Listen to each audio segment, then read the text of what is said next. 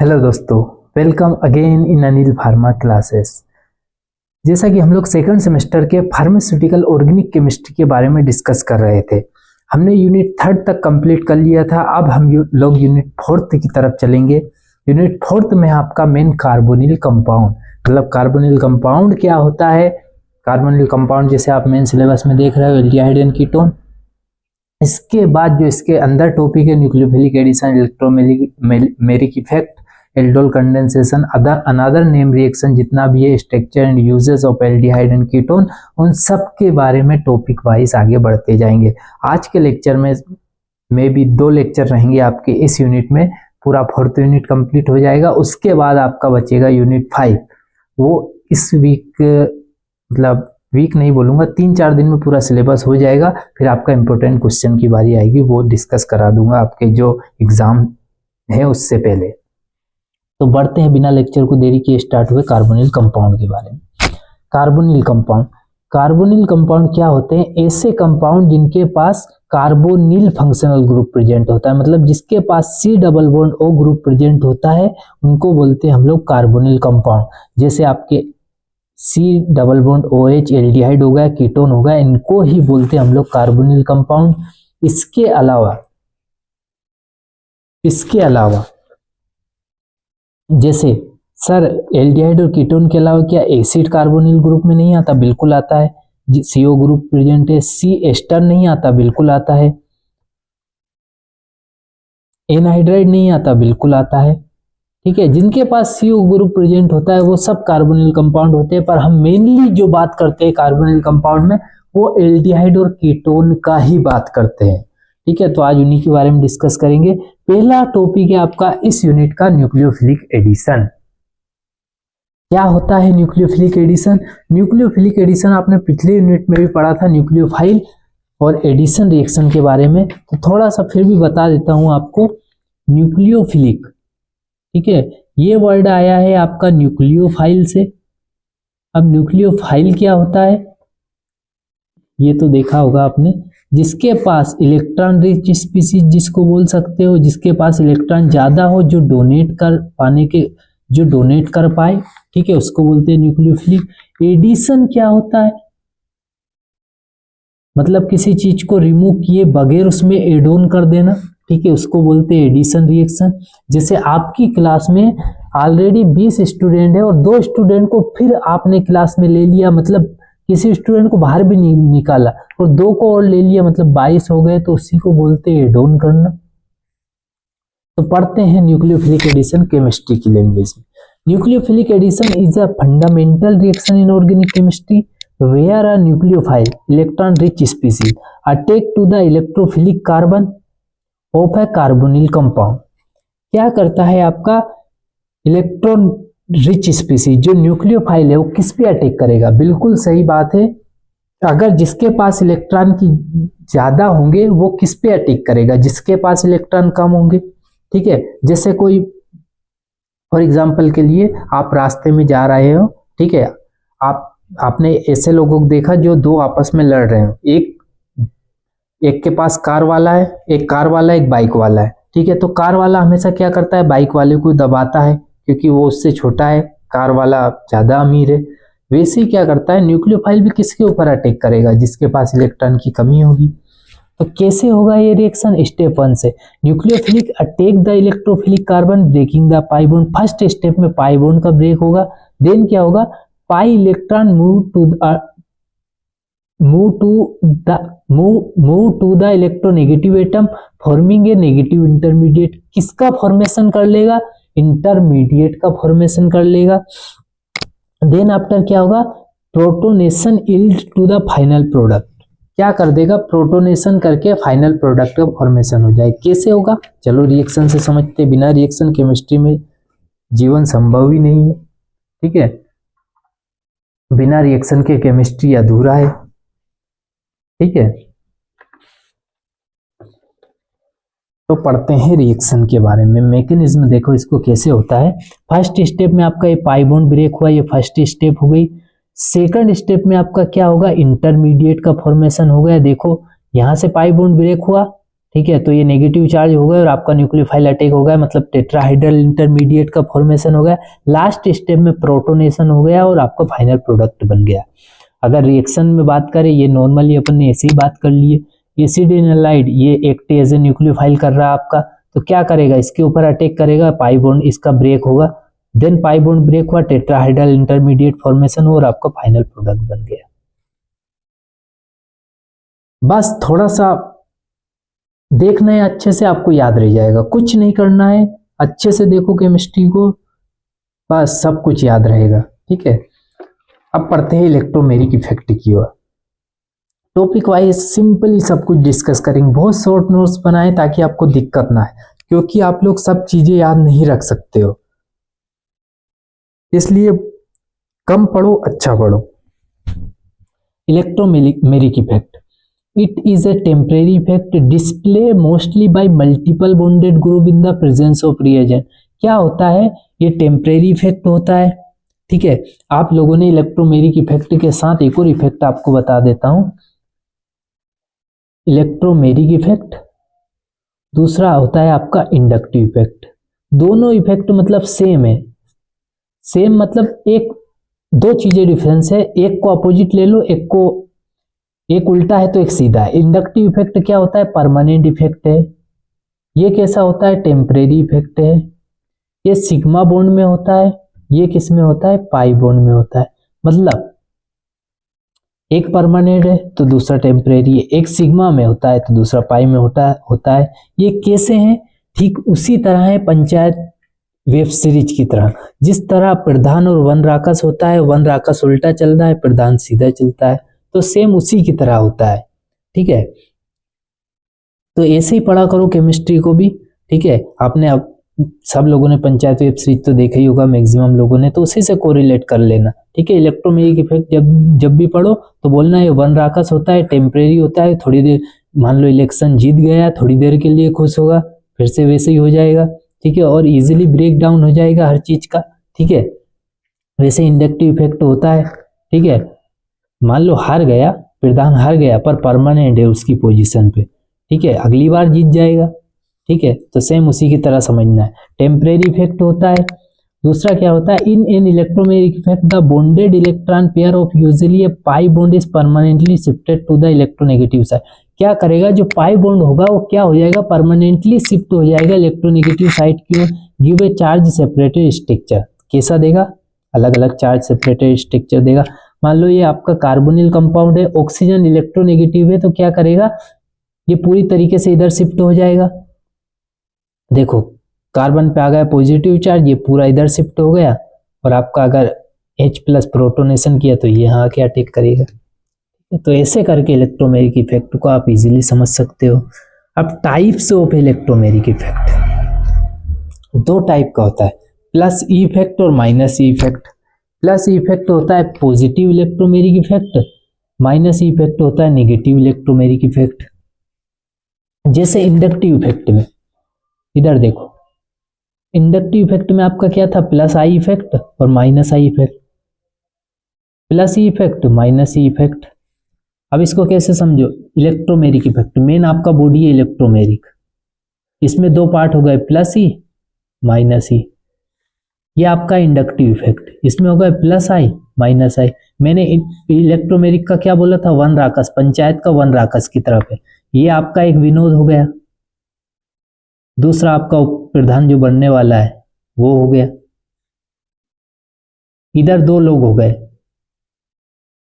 एक आपका जो प्रधान के साथ रहते हैं दोनों लोग, उप सचिव विकास, और सेकंड आपके चा। ठीक है, तो ये दोनों चीज हो गई। तो सेम ऐसे समझना इसको, electromeric effect plus E effect और minus E effect. Plus E effect में क्या होता है, pi electron of a double bonded और triple bonded shifted toward the attacking reagent. किधर की तरफ शिफ्ट हो जाएंगे, अटैकिंग रिएजेंट की तरफ शिफ्ट हो जाएंगे, उधर ही शिफ्ट होंगे जिधर आपका रिएजेंट जाएगा। ठीक है, जो पाई बॉन्ड है वो किधर शिफ्ट होगा, जिधर रिएजेंट अटैक करेगा। In alkene when H+ attack, H+ as a reagent की तरफ ले, the bonded double bonded electron shift toward the carbon atom, carbon that will form a more stable carbocation. क्या कर लेगा, जो मोर स्टेबल कार्बोकेटायन है उसकी तरफ चला जाएगा। देखते हैं अपन रिएक्शन से इसको देख लेते हैं।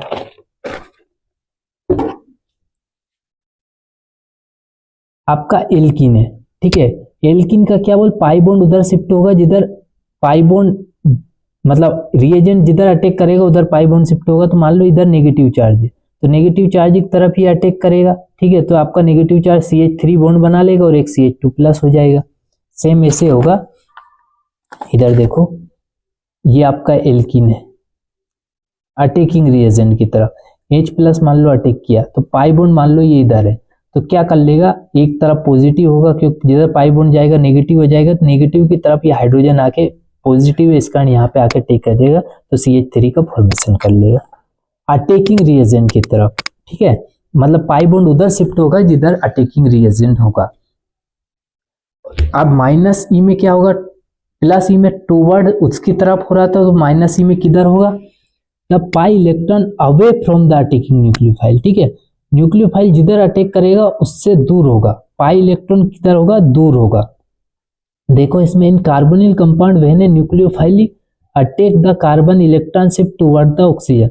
क्या करेगा, जैसे एक कार्बन एल्डिहाइड ग्रुप है, ऑक्सीजन नेगेटिव चार्ज होगा, ठीक है, क्योंकि इलेक्ट्रोनेगेटिव ज्यादा है तो न्यूक्लियोफाइल इससे दूर होगा। नेगेटिव चार्ज के पास हाइड्रोजन हो रहा था प्लस ई में, जबकि माइनस ई में नेगेटिव से दूर होगा मतलब कार्बन के पास हो जाएगा। अब दोनों में आपको अंतर समझ में आ गया होगा। तो ये होता है प्लस ई माइनस ई और इलेक्ट्रोमेरिक इफेक्ट। याद रखना वन राकास इफेक्ट भी इसी को बोलते हैं हमारी लैंग्वेज में अगर पंचायत की बात करें तो, ठीक है। एल्डोल कंडेंसेशन, अब नेम रिएक्शन की तरफ चलते हैं।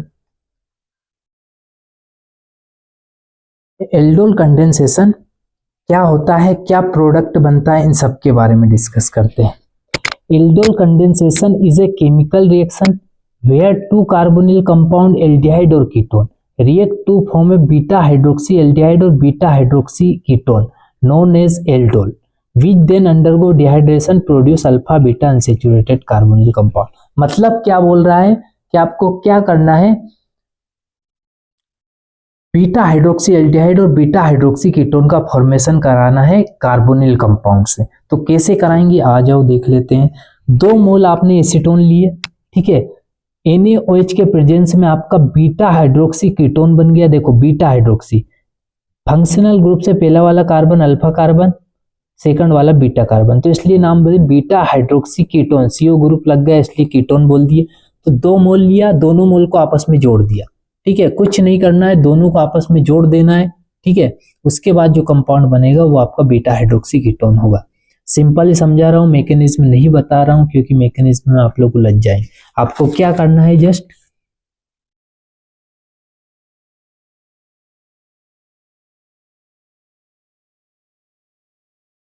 ये लेना है, 2 मोल कीटोन लिया, दोनों को आपस में जोड़ देना है,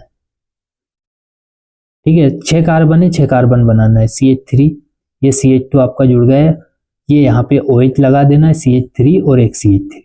देखो 1 2 3 4 5 6 कार्बन हो गए। एक कार्बन को यहाँ से जोड़ देना है, इस वाले कार्बन पे मान लो ये वाला कार्बन जोड़ेगा क्योंकि यहाँ पे नेगेटिव ये पॉजिटिव, ठीक है। ये वाला कार्बन इस वाले कार्बन पे जोड़ देना है क्योंकि यहाँ पे हाइड्रोजन होगा वो निकल जाएगा, एसिडिक हाइड्रोजन होने के कारण यहाँ पे आ जाएगा तो आपका OH बन जाएगा और ये आपका बॉन्ड का फॉर्मेशन हो जाएगा। ऐसे ही होगा, ठीक है। मैकेनिज्म नहीं बताऊंगा क्योंकि इतना टाइम नहीं है आप लोगों के पास भी, ठीक है, शॉर्ट नोट्स बनाए। फिर अगला डिहाइड्रेशन होगा। डिहाइड्रेशन का मतलब है आपका वाटर मॉलिक्यूल निकलेगा, मतलब OH यहाँ से निकलेगा, H यहाँ से निकलेगा और डबल बॉन्ड का फॉर्मेशन हो जाएगा वैलेंसी कंप्लीट करने के, तो उसका नाम होगा अल्फा बीटा अनसैचुरेटेड कीटोन, इसी को बोलते हैं इनोन, ठीक है। इनोन भी इसी को बोलते हैं। तो इसलिए ये आपका एल्डोल कंडेंसेशन कंप्लीट हुआ। अगर क्वेश्चन आए एल्डोल कंडेंसेशन में क्या बनता है, तो एल्डोल कंडेंसेशन में आपका अल्फा बीटा अनसैचुरेटेड कीटोन बनता है। अगर फिर भी अगर ये ऑप्शन में ना आए तो इनोन आएगा, इनोन भी ना आए तो क्या आएगा आपका बीटा हाइड्रोक्सी कीटोन। तो इस तरह से आप लोग अटेम्प्ट कर देना अगर कॉम्पिटिटिव एग्जाम में आए तो। बाकी सेमेस्टर में तो चल ही रहा है, इतना इनफ है आप लोगों के लिए। सेकंड है आपका cross aldol reaction. Cross aldol में आप लोग क्या देखते हो, अगर एल्डोल आता है तो आप क्रॉस एल्डोल कर लोगे। कैसे कर लोगे चलो बता देता हूँ। Cross aldol condensation also known as mix aldol condensation. क्यों बोलते हैं मिक्स एल्डोल? क्योंकि इसमें जब सेम रिएक्टेंट लेते हैं, ठीक है, तो क्या करते हैं, एक से ज्यादा प्रोडक्ट का भी फॉर्मेशन हो जाता है, इस कारण इसलिए अलग अलग लेते हैं, ठीक है। क्रॉस का मतलब ही अलग अलग होता है, आगे बताऊंगा। Is an organic reaction involving two different carbonyl compound, aldehyde और ketone to form a beta hydroxy carbonyl compound. इसमें क्या बनता है, बीटा हाइड्रोक्सी कार्बोनिल कंपाउंड का फॉर्मेशन इसमें भी होता है। क्रॉस क्यों बोलते हैं? क्योंकि जो रिएक्टेंट ले रहे हो दोनों सेम नहीं ले रहे हो, reactant are not the same, ठीक है, दोनों रिएक्टेंट सेम नहीं ले रहे हो, इसीलिए इसका मतलब क्रॉस नाम दे दिए।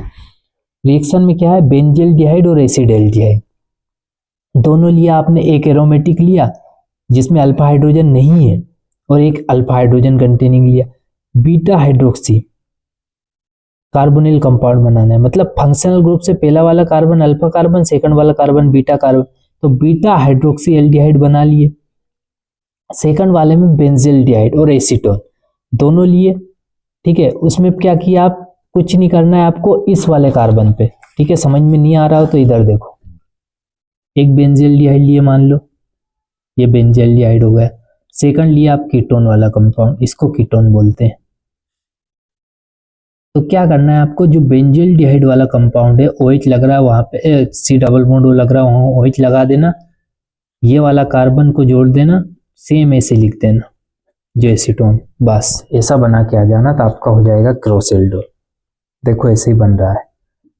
थर्ड है आपका केनी-जारो रिएक्शन। केनी-जारो में आपको क्या करना है, मैंने बोला था क्रॉस एल्डोल एल्डोल, एल्डोल में क्या है, सेम ले रहे थे, एसीटोन ले रहे थे दोनों मिलकर, इसमें एक आप बेंजील्डिहाइड ले रहे थे, दूसरा आप लोग एसीटोन कुछ भी ले रहे थे, अल्फा हाइड्रोजन कंटेन। अब केनी-जारो में क्या बोल रहा है, ठीक है, इसमें भी एल्डिहाइड कीटोन का ही नाम आएगा, पर नाम क्या आएगा वो देखते हैं।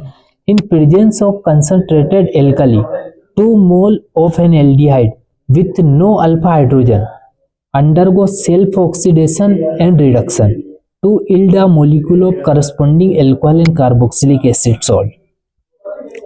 मतलब क्या करना है आप लोगों को कि एक एल्कोहल बनेगा आपका और दूसरा कार्बोक्सिलिक एसिड का सॉल्ट बनेगा, किससे, एल्डिहाइड और कीटोन आपका कार्बोनिल कंपाउंड, पर क्या शर्त पे कि अल्फा हाइड्रोजन कंटेनिंग नहीं लेना है। अब अल्फा हाइड्रोजन कंटेनिंग का मतलब क्या होता है, ऐसे कंपाउंड जैसे आपका ये कीटोन है, कीटोन से पहला वाला कार्बन अल्फा कार्बन, सेकंड वाला कार्बन बीटा कार्बन, ये बीटा कार्बन, इसके पास जो हाइड्रोजन होगा वो अल्फा हाइड्रोजन होगा, इसके पास जो होगा बीटा हाइड्रोजन होगा। तो अल्फा हाइड्रोजन कंटेनिंग नहीं लेना है, ये केनी-जारो का मतलब है।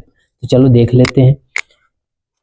फॉर एग्जाम्पल के लिए अगर मैं आपको एग्जाम्पल बताऊं, CH3CO ये आपका कोई कंपाउंड है, ये आपका एल्डिहाइड फंक्शनल ग्रुप, इसके पास वाला कार्बन अल्फा कार्बन, जो इसके पास हाइड्रोजन होगा वो अल्फा हाइड्रोजन, तो इसके पास 3 अल्फा हाइड्रोजन हो गए, समझ में आया। अगर मैं फॉर्मेल्डिहाइड की बात करूं तो ये आपका मेन फंक्शनल ग्रुप, ठीक है, इसके पास वाला कार्बन अल्फा कार्बन, जो पास में हाइड्रोजन होगा अल्फा हाइड्रोजन, तो इसमें अल्फा हाइड्रोजन है नहीं है, क्योंकि इसमें अल्फा कार्बन है नहीं, कार्बन के साथ वाले हाइड्रोजन को अल्फा हाइड्रोजन बोल रहे थे, तो फॉर्मेल्डिहाइड के पास कोई अल्फा हाइड्रोजन नहीं है।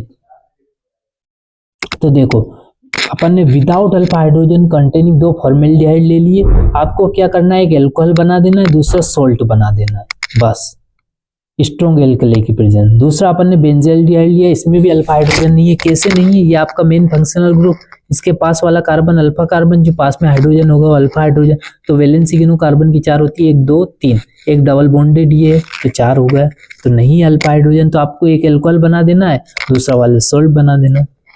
कितना इजी तरीके से, मतलब कुछ भी ऐसा नहीं, बस जस्ट देखना है और बना देना है, ठीक है। जो दिख रहा है, जो आपका थ्योरी में बोला है वो बना देना, या बना के थ्योरी बना देना, या तो रिएक्शन बना के थ्योरी बना दो, या थ्योरी पढ़ के रिएक्शन बना दो, दोनों चीज होती है। सेकंड है आपका क्रॉस एल्डोल, क्रॉस केनी-जारो में क्या लेना है, reaction between formaldehyde and aromatic aldehyde, मतलब बेंजील्डिहाइड की बात कर रहा, in the presence of strong alkali here formaldehyde always get converted to the formate salt. क्या होता है, फॉर्मेल्डिहाइड किस में होगा, फॉर्मेट सॉल्ट में कन्वर्ट होगा, and other aldehyde corresponding alcohol. जो आपका बेंजेल्डिहाइड है वो एल्कोहल बनाएगा। चलो देख लेते हैं। आपका ये बेंजेल्डिहाइड है, ये क्या करेगा, एल्कोहल बनाएगा। ये एल्कोहल बना दिया और जो फॉर्मेल्डिहाइड है वो सॉल्ट में बन जाएगा।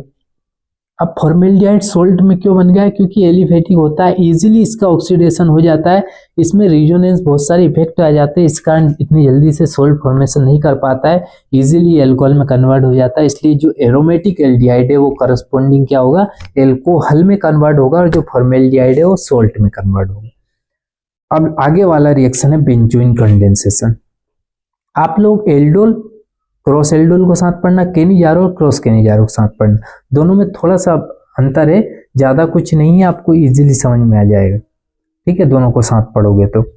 अब बेंजोइन कंडेंसेशन, आप लोग क्या करना, वीडियो को देखते रहना और ये 3-4 रिएक्शन को एक साथ लिख लोगे, लास्ट में फिर कंपेयर करना, तो आपको इजीली समझ में आ जाएगा। अब आगे है आपका बेंजोइन कंडेंसेशन। बेंजोइन कंडेंसेशन में आपका क्या है कि बेंजोइन का फॉर्मेशन कराना है। कैसे कराना है, चलो पढ़ लेते हैं। When 2 mole of benzaldehyde are condense in the presence of potassium cyanide then they give benzoin. क्या करना है, बेंजिल्डिहाइड के 2 मोलिक्यूल लेना है पोटेशियम साइनाइड के प्रेजेंस में, और बेंजोइन का फॉर्मेशन कराना है, बेंजोइन का फॉर्मेशन। ठीक है, बेंजोइन क्या होता है ये आपको दिख रहा हो। कैसे कराना है, चलो एक ट्रिक बता देता हूँ, ट्रिक के साथ ही पढ़ो सब रिएक्शन। कैसे बनाना है, बस 2 मोल आपने मान लो फॉर्मेल्डिहाइड लिए, ये आपके फॉर्मेल्डिहाइड हो गए, सॉरी बेंजेल्डिहाइड हो गए। अब आपको क्या करना है, बेंजोइन का फॉर्मेशन कराना है। दोनों को मिला दो, इस वाले कार्बन पे एक पे OH लगा दो और इस वाले कार्बन को सेम रखो, बस जो है उसी को लिख दो। ये हो गया आपका बेंजोइन का फॉर्मेशन, देख लो, बस थोड़ा सा देखो रिएक्शन बना दो। थर्ड है आपका Perkin condensation. The condensation between aromatic aldehyde and acid anhydride having at least 2 alpha hydrogen in the presence of weak base like sodium or potassium acetate with formation of alpha beta unsaturated acid is known as Perkin reaction। क्या करना है, इसमें आपको unsaturated alpha beta unsaturated acid का formation करना है, और आपका जो एसिड एनहाइड्राइड लोगे उसके पास 2 अल्फा हाइड्रोजन होना चाहिए। अब एसिड एनहाइड्राइड क्या होता है इसको समझा देता हूँ। क्या करना है, आपको एक बेंजिल्डिहाइड लेना है, मान लो ले लिए। एनहाइड्राइड का स्ट्रक्चर ये होता है C double bond O C double bond O। ठीक है, उसके पास 2 अल्फा हाइड्रोजन एटलीस्ट होना चाहिए। तो फंक्शनल ग्रुप से पहला वाला कार्बन अल्फा कार्बन, इसके पास जो हाइड्रोजन होगा वो 3 अल्फा हाइड्रोजन, इसके पास जो अल्फा कार्बन और जिसके पास 3 हाइड्रोजन, ये हो गया अल्फा हाइड्रोजन, 3 और 3 6 टोटल। सोल्ट के साथ, ठीक है, कार्बोक्सिलिक एसिड सोल्ट के साथ क्या बनाएगा, कार्बोक्सिलिक एसिड का फॉर्मेशन करेगा। मान लो ये हो गया आपका सिनेमिक एसिड जो नाम है, अल्फा बीटा, फंक्शनल ग्रुप से पहले वाला कार्बन अल्फा कार्बन, सेकंड वाला बीटा कार्बन, तो alpha beta unsaturated carboxylic acid का फॉर्मेशन हुआ और एसिटिक एसिड बन गया आपका। तो इस तरह से आपको प्रोडक्ट बनाना है। ये पर्किन रिएक्शन आपका कंप्लीट हो गया। तो ये आपका मैक्सिमम नेम रिएक्शन कंप्लीट हो गया है। अब इस लेक्चर में ये कंप्लीट कर लेते हैं, नेक्स्ट लेक्चर में आपका पूरा ये यूनिट कंप्लीट हो जाएगा। बार बार वीडियो को अच्छे से देखना, ठीक है, कुछ समझ में नहीं आए तो डबल लिखना, ठीक है, डबल से वीडियो को देखो। कुछ भी डाउट हो कमेंट बॉक्स में कमेंट करो। बाकी आप लोगों को कुछ भी डाउट लग रहा हो, ठीक है, कुछ भी ऐसा क्यूरीज हो तो आप लोग कमेंट बॉक्स में कमेंट कर सकते हैं। Thank you for watching this video.